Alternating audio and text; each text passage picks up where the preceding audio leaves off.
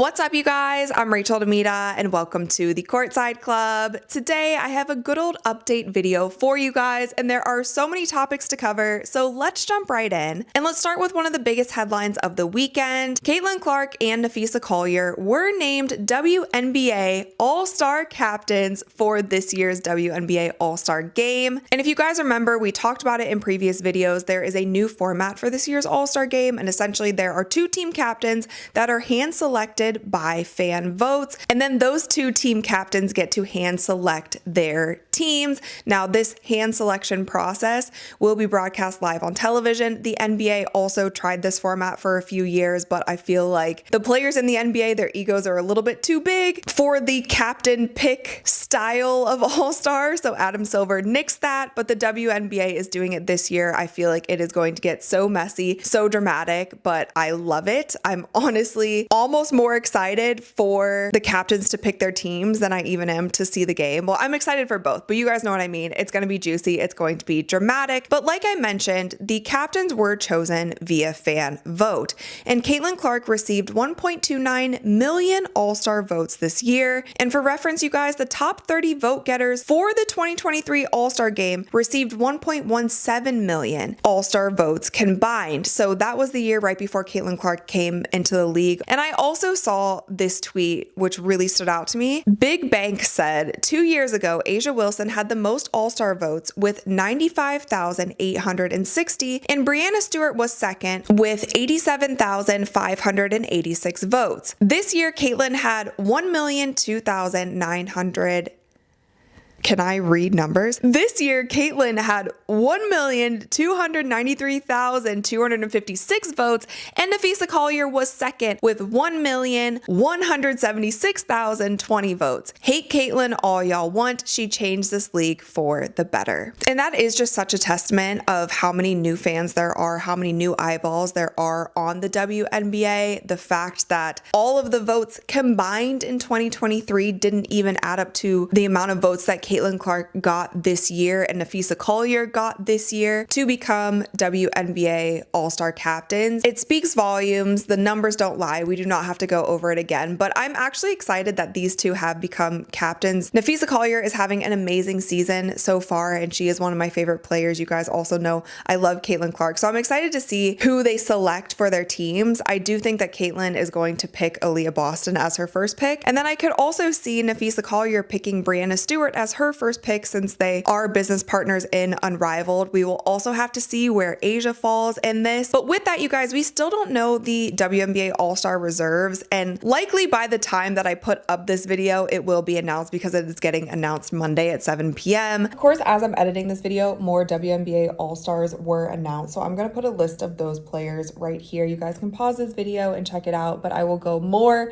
in depth on these All-Stars later on in the week, so stay tuned for that. And it's also so ironic that these two became captains because these two will face off against one another tomorrow in the Commissioner's Cup final. So the Indiana Fever is traveling to Minnesota to play the Lynx for the Commissioner's Cup final. And a lot of people are wondering, will Caitlyn Clark play in this game? As you guys know, she has been pulled for a groin injury, and the team and the coaching staff and Caitlyn continue to say that it is day to day. She was in practice for the past few days, but it was just reported today that she only partially practiced today and they have a game tomorrow, which indicates to me that she probably won't be playing tomorrow. I feel like if you're not going full speed in practice, then it's probably unlikely that they just throw her in for a final game in the Commissioner's Cup when she hasn't ramped up properly. I also hope that they don't do that, and I've told you guys my thoughts on this injury last week. I think that they should rest her as long as they possibly need to. She has a long career ahead, and you don't want this injury to continue jumping around her leg and then it turns into something more serious. So we'll just have to see. And in other Caitlyn Clark news, Nike just released a brand new commercial featuring Caitlyn Clark and her new Kobe shoe that she released today. And I saw this commercial yesterday on social media. I thought it was so cool. There's a shot when she's in the locker room and she opens her eye and it like turns into what looks like a snake eye, but when you zoom in, it's actually the Kobe logo in her eye. And as you know, Kobe's nickname was the Black Mamba. I just felt like across the board, this commercial commercial was a 10 for 10, and a lot of people have been getting on Nike because they don't feel like they have been promoting Caitlyn as much as they should. But I will say we have to give credit where credit is due. I feel like in the past month or so, they have been tweeting about Caitlyn more, and then obviously with this shoe release, they made this super sick commercial to promote it. And of course, just today, Caitlin Clark's new Kobe PE shoe sold out in less than a minute. And I saw so many tweets about this, so many people who were so sad that they missed out on this shoe. I saw that there was this one Dick's store and people were lined up around the corner, like camping out, trying to get the shoe. I also heard that Nike stocked about 14,000 of these, and that is an unconfirmed report, but they sold out in less than a minute. If that's any indication of what a Caitlin Clark signature shoe will do, I think Nike better continue to get on it and get ready to launch this brand for Caitlyn. Now let's move on to some other news within the WNBA. It was just announced today that Las Vegas has acquired Nelissa Smith from the Dallas Wings in exchange for the Aces 2027 first round pick. Now this was news that shocked the entire WNBA community. A lot of people weren't expecting this, and someone who also was not expecting this was Nelissa Smith herself. She tweeted, "I'm sick to my stomach, dog. I never saw this coming.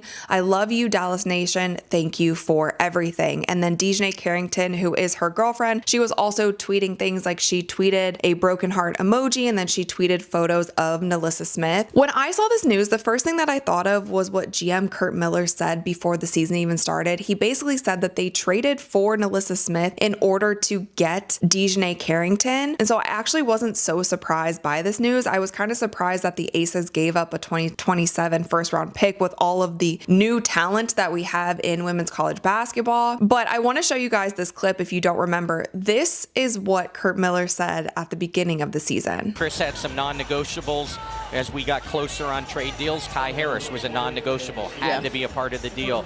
We knew if we could get if we could get Nelissa in a trade, that even more could get Dejanay through free agency too.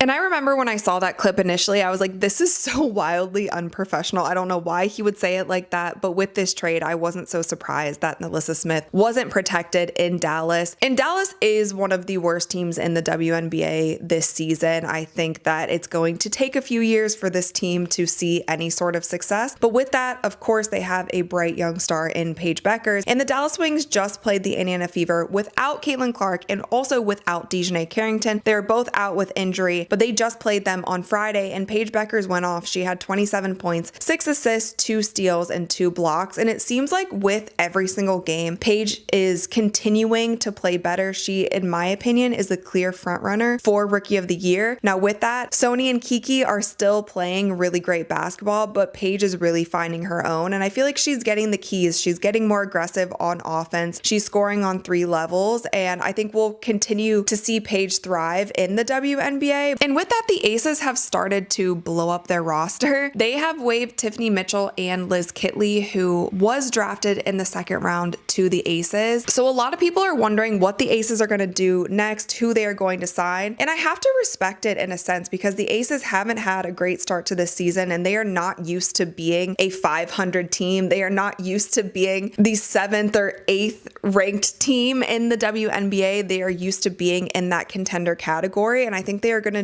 do what they can to try to figure out their roster and make it work and make a little bit of a playoff run. So you have to respect the fact that they're willing to make bold moves. I'm not sure if I agree with some of these things. I'm not sure if I agree with trading away your 2027 pick for Nelissa Smith, but I don't think that this is the last thing that the Aces are going to do, and I'm sure that we will see more news from them this week. And with the Aces, A'ja Wilson has become the fastest player to reach 5,000 career points in WNBA history. And A'ja was also somebody who I feel like early on in this season, she kind of started out the season slow, but she is really finding her groove, and she's had a couple great games over the past few weeks. And I want to keep us on the good news train. The Golden State Valkyries continue to show out. They just had a big win against the Seattle Storm. They won 84-57, and the Golden State Valkyries are so much better than any of us expected them to be. And they are also continuing to sell out Chase Center. They have now had 10 home games, and of those 10 home games, they have sold out every single game. That is over 18,000 people in Chase Center for a brand new WNBA franchise team that so many people thought wasn't even going to be good. The Golden State Valkyries across the board, they are such a fun team to watch. I've told you guys this before. I love their rotations. I love the personnel that they have on their team. And they are going to be one of the hottest free agency destinations at the end of this season. The Golden State Valkyries, within the next 5 years, I could see them being contenders. And speaking of expansion teams, the WNBA just announced today that they are leveling up 3 new teams, 3 new cities, 1 unstoppable future. So the WNBA will be adding a team in Cleveland coming in 2028, a team in Detroit in 2029, and a team in Philadelphia in 2030. Now, as the league continues to grow, as more eyeballs continue to pour into the league, of course, they are going to be expanding, and this would take them to 16 teams. But with the WNBA expanding these teams, it just makes for more space for all the talent that is coming up from women's college basketball. And so this is all great news for the WNBA. And lastly, you guys, I do want to highlight Angel Reese because she has had an insane stretch of games. If you look at the numbers here, 24 and 16, 17 and 18, 18 with 17 rebounds, and 10 and 19. She continues to do her thing on the glass, but what has impressed me about Angel's game is she is becoming so much more efficient in the paint. She is making smarter decisions. She is not forcing the ball up when people double down on her. She is doing better at passing the ball, kicking it out. And maybe this is a testament to Coach Tyler Marsh and just getting her in the mix, running offenses that suit her better. But with that, you guys, I have rambled for quite too long. There's a lot of things to go over, and I'm sure I will have more for you guys tomorrow. But of course,